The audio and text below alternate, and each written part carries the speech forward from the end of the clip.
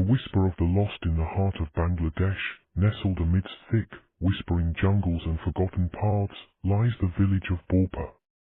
Once thriving, it now languishes under a veil of dark law and eerie silence. The villagers speak of it in hushed tones, warning travelers to steer clear, especially as the sun dips below the horizon, for the night in Borpa belongs to the whispers of the lost. Rakib, a young anthropologist with an insatiable curiosity for folklore, had heard these tales. His passion for the unknown drew him to Borpa, seeking the truth behind its haunting legends. As he approached the village under the fading light of dusk, the air grew thick with a palpable sense of dread. The trees seemed to lean in, whispering secrets of the past, their leaves rustling with an ominous rhythm. The village itself was a relic, houses of old wooden thatch, some overtaken by vines, others standing as if waiting. In the center stood an ancient banyan tree, its roots sprawling like the veins of some monstrous creature. It was here, under this tree, that the villagers would gather to tell their tales, or so the stories went. Rakib settled in the village's lone inn, run by an old woman named Mina, whose eyes held the weight of untold stories. She warned him, her voice barely above a whisper, "Do not wander after dark. The night here does not belong to us." But Rakib, driven by academic zeal, dismissed her warnings as superstition. The first night passed uneventfully, or so he thought. But sleep was elusive, dreams of shadow figures dancing around the banyan tree haunted him. When dawn broke, he found his notebook filled with sketches he didn't remember drawing, figures with hollow eyes and mouths stretched in silent screams. Determined to uncover more, Rakib spent his days exploring, talking to the few villagers who remained. They spoke of a curse laid upon the village generations ago by a shaman wronged by the community. They said the spirits of those wronged now roamed, seeking retribution or perhaps peace. But at night, the village seemed to expand, revealing paths and structures not visible under the sun's light. One evening, as the sun bled into the horizon, Rakib decided to test the legend. He would stay awake, observe, and document whatever happened as darkness claimed Borpa. He sat under the banyan tree, his recorder running, notebook open. As night fell, the air turned cold, an unnatural chill that seeped into bones. The whispers began, not just around him but within his mind. They spoke in a language forgotten by time, yet he understood their sorrow and their anger. Shadows moved, not just as play of light, but as entities with purpose.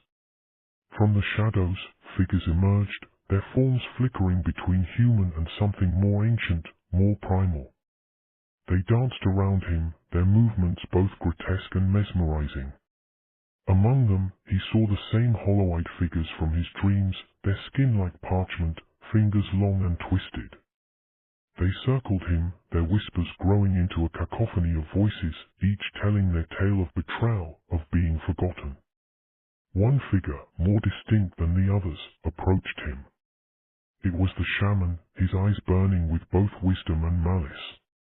He spoke directly to Rakib. His voice echoing within his mind, "You seek knowledge, but can you bear its weight?" Rakib, overwhelmed yet driven, nodded. The shaman then showed him visions, not just of the village but of the lives connected to it, the betrayals, the sorrow, the plea for release. Each vision was a thread in a tapestry of pain, stretching back centuries. The night stretched on, hours blending into one endless moment. Rakib realized these spirits weren't just seeking vengeance, they were trapped, their souls bound to the earth by the very curse they had invoked. They wanted to move on, but the village's dark history held them fast. As dawn approached, the figures retreated, their forms becoming one with the shadows. The shaman, before fading, whispered, "Break the cycle, or join us in our lament." Rakib was left under the banyan tree, his mind a whirl of terror and revelation. He knew he must act, but how? He spent the day researching, talking to Mina, piecing together rituals from fragments of tales. He learned of a ceremony, one that could either free or bind the spirits forever. That night, with Mina's reluctant help, he prepared. They gathered at the tree, drawing symbols in the dirt with salt and ash, chanting words of release and peace. As midnight struck, the spirits returned, but this time there was anticipation in their movements. The ceremony unfolded under the moon's watchful eye, and as Rakib completed the final incantation, the ground trembled. From the tree's roots, a light began to emanate, growing brighter, enveloping the spirits. Their cries turned from wails of pain to songs of liberation. The light consumed them, and for a moment, the village was filled with a peace it hadn't known in centuries.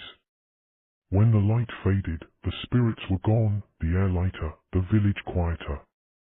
But the cost was not trivial.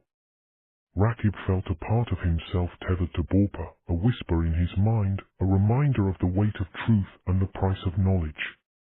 He left Borpa changed, haunted not by fear but by the knowledge of what lies beneath the surface of history, of places where the past refuses to stay buried. And somewhere, in the quiet of his dreams, the whispers of the lost continued, a reminder of his pact with the shadows of Borpa. This tale delves deep into themes of legacy, guilt, and the quest for understanding, set against the backdrop of a village where the line between the living and the dead is merely a whisper away.